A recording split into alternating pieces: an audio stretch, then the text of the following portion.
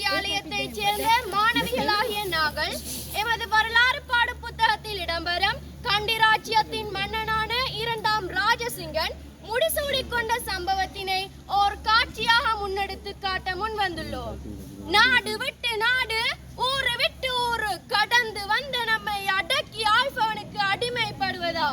தளபதியே, உங்களுக்கு நான் ஒரு அறக்கட்டளை இடுகின்றேன். இன்று என் தலைமையில் போர், செத்து மடிவதாயின் நானும் உங்களோடு இறப்பேன் என்று வாக்கு தருகின்றேன்.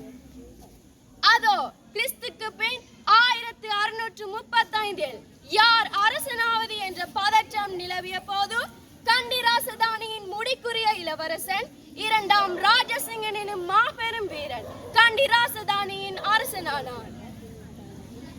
அவன் அரசனாகும் போது மக்களின்